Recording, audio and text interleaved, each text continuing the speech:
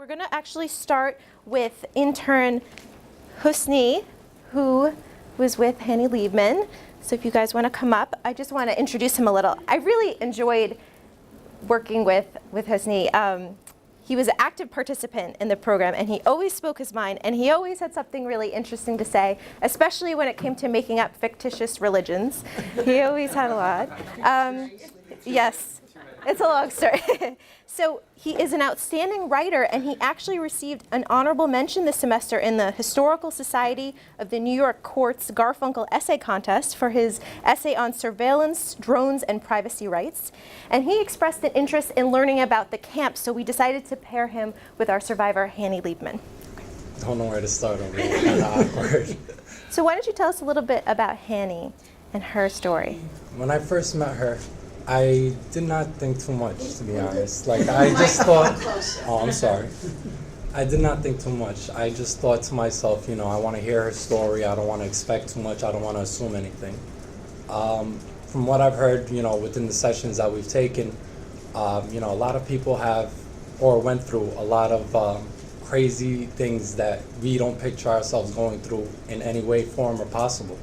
So after I got to meet her and I spoke with her a little bit, the events that took place during her time, from the moment she was a young child all the way until the World War II ended, was something straight out of a movie. I could not picture myself going through it. I could not picture anybody going through something like that. And the fact that she actually went through it and came out of it and became stronger from it was something that I really admired and envied, and wished that everybody, every one of us, would actually acknowledge and put into our daily lives and realize that, you know, people went through these. These aren't just things that happen in movies or games or anything like that. This is real life events that took place at one moment or another.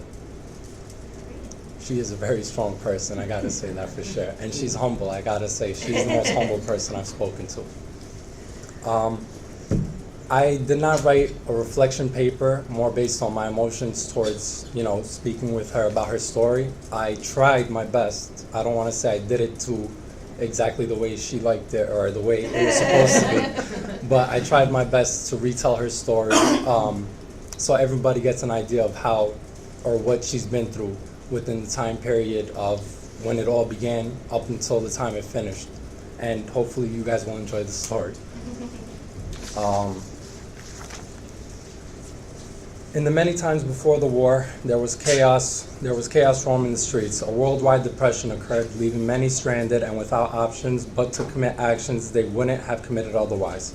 Fights in the streets occurring on a regular basis, people starving in the streets who have not eaten in days, too weak to pick themselves up to get what they need.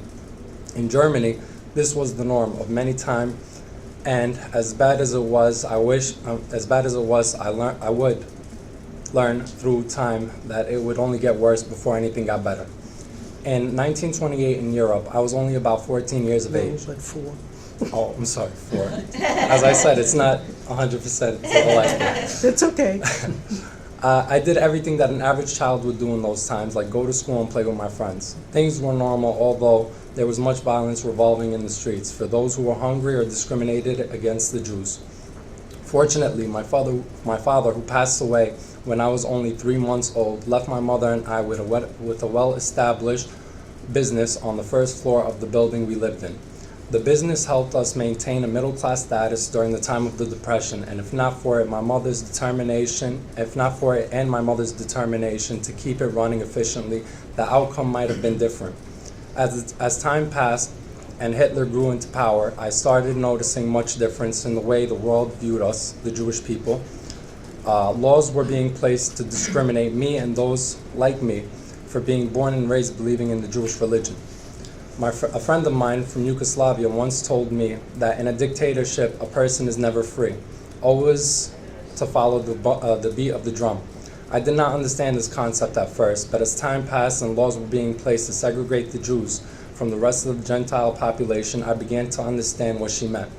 The Jewish people as a whole were not allowed to be in public schools with the Gentiles and were segregated into schools of their own.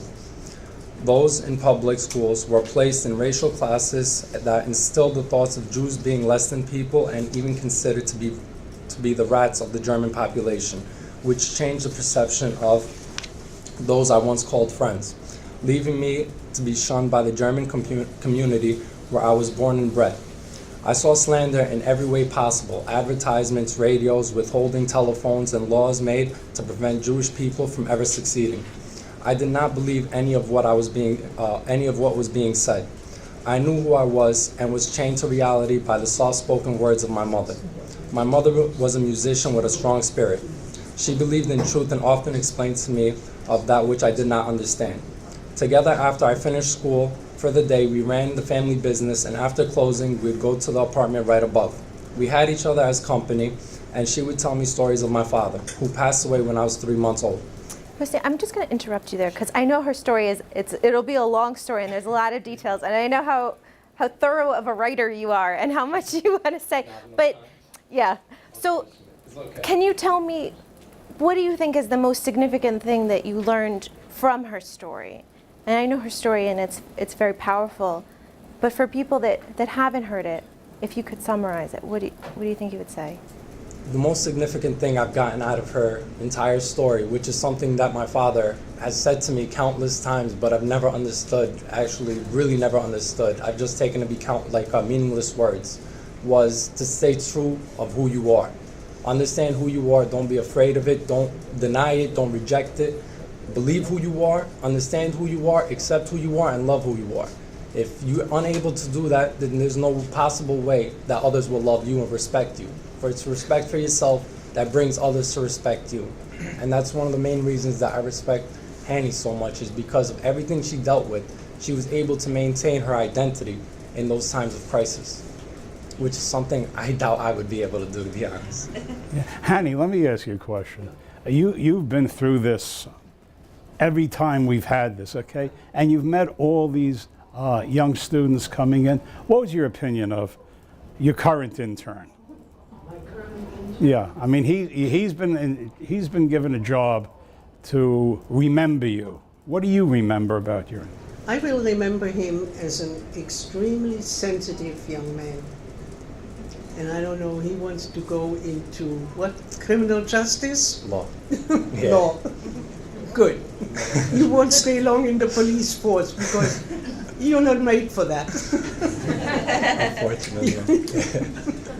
Great, and you know what I'll do, since I know how important writing is, I'll make sure that your full paper is posted on our website. That way everyone can see it and we can hear the story. No, he's really a very sensitive young man, and he did very well.